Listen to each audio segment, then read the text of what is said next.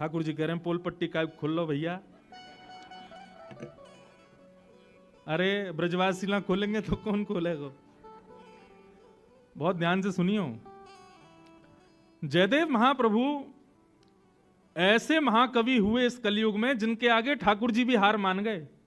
ठाकुर जी ने भी एक प्रकार से हाथ जोड़ दिए, भैया तेरे आगे तो हम भी नतमस्तक हैं। श्री जयदेव महाप्रभु जब भी कुछ कृति बनाते ना तो विशेष रूप से वे जगन्नाथ जी को जगदीश बोलते थे। तो जब भी जाते तो जय जगदीश हरे यही शब्द का उच्चारण करते।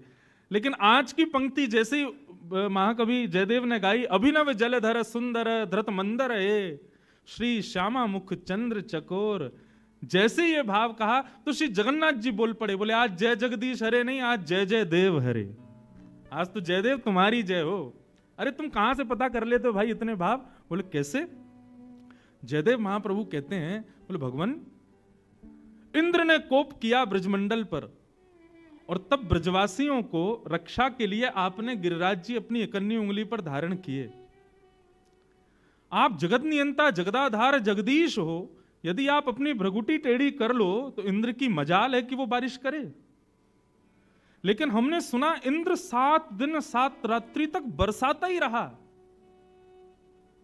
आप चाहते तो क्षण भर में गिरिराज जी धारण करके और भ्रगुटी टेढ़ी करके कहते हे इंद्र, तो इंद्र नाक रगड़ता आपके चरणों में आकर के।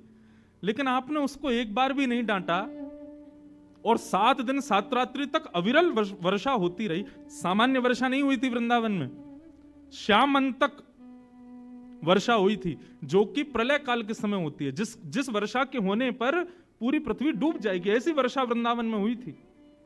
और आपने एक बार भी उस इंद्र को टोका नहीं। मुझे रहस्य पता चल गया, आपने क्यों नहीं टोका।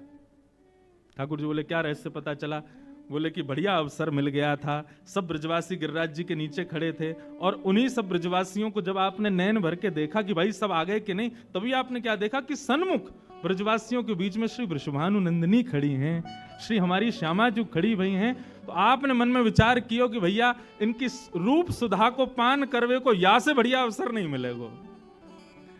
ये किशोरी जू जब भी इनको देखवे जाओ, कभी अपना मुंह फेर लें, कभी घूंघट कर लें, कभी कहीं चली जाएं, कभी कहीं बैठ जाएं और कोई ना कोई बाधा इनके रूप के दर्शन में आ ही जावे। ये बढ़िया समय है, सब ब्रजवासी खड़े हैं और इतने ब्रजवासी कि महाराज भिच भिच के खड़े थे, एक दूसरे से बिल्कुल लग के खड़े थे, जगह नहीं थी।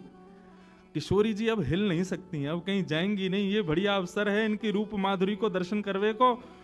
तो जयदेव महाप्रभु बोले इंद्र तो 10-5 मिनट वर्षा करने वाला था, बल्कि आपने तो उसको और इशारे किए, बोले करता रहे कि जब तक श्यामा जी सामने खड़ी हैं, इनकी रूप सुधा को पान करवे को अवसर मिला है, तब तक तू बरसातो ही रहे। और महाप्रभु जी कहते हैं, बोले हमको तो एक रहस्य और पता चला। बोले क्या? बोले आपके वश की चलती तो 7 महीने बारिश होने वाली थी, वो तो इंद्र के भंडार खत्म हो गए इसलिए 7 दिन में ही पूरे हो गए, नहीं तो आप तो इंद्र को रोकते ही नहीं। श्यामा मुख चंद्र चकोर जय जय देव।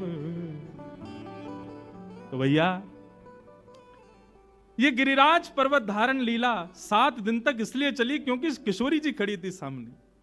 यदि किशोरी जी कहीं और होती, थोड़ी दूर होती या ठाकुर जी के सन्मुख नहीं होती, 7 मिनट में गिरिराज जी रखने वाले थे ठाकुर जी, इतना लंबा समय क्यों बिताते? तो किशोरी जी के मुखमंडल को देखने में इतने व्यस्त है गए श्याम सुंदर, इंद्र को इशारा और कर दियो बरसात हो रहे ताकि इनको देखते रहे हम। इसलिए भैया ये हमारे गिरधर लाल जी जो है ना, ये वो स्वरूप है जो निरंतर किशोरी जी को देखने में मग्न रहते हैं। जैसे आपके फोटोग्राफ खींचे जाते हैं ना, तो आप अपने फोटोज को दिखाते हुए व्यक्ति को कहते हो ये फोटो जब लिया गया था तब मैं वो कर रहा था, ये फोटो जब लिया गया था तब मैं वो देख रहा था। ऐसे भैया ये गिरधर स्वरूप जो है ना, ये किशोरी जी को निहारते हुए ठाकुर जी को स्वरूप है। यही अवस्था में तो ठाकुर जी देख रहे हैं किशोरी जी को। मानो किशोरी जी को देखते देखते ठाकुर जी भी भाव में आ गए हों। एक अंग से मानो किशोरी जी जैसे बने हो, दूसरे अंग से श्याम सुंदर है। तो या लैया भैया हमारे गिरधर लाल जी जो है ना, ये किशोरी जी के दर्शन करता ठाकुर जी हैं। कई लोग हमसे पूछे, बोले आपके लाल जी की नेत्र नीचे क्यों हैं? मैंने कहा नेत्र नीचे यहां हमारे हैं क्योंकि ये केवल श्री जी को ही देखना चाहे, बाकी औरन से नजर छुपा के नीचे खड़े रहें, लाओ श्री जी को सामने, प्रकट कर दो श्री जी को, तुरंत ठाकुर जी नेत्र ऊपर करके देखेंगे जरूर, क्योंकि ये स्वरूप केवल श्री जी को देखवे के काजे है और भाव नहीं है।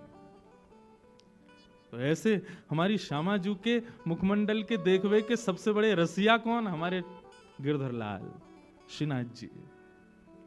उस भाव से श्री गिरधर लाल विराज रहे हैं। श्री राधा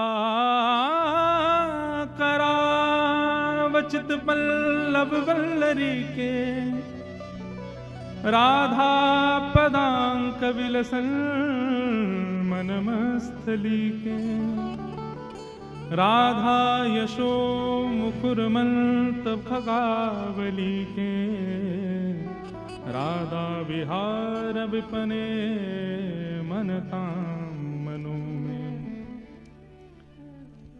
ऐसे श्याम सुंदर को सुख देवे के लिए और रसिक जनन को वह सुख की बिंदु बरसावे के लिए श्री किशोरी जी ने वृंदावन की रचना की है।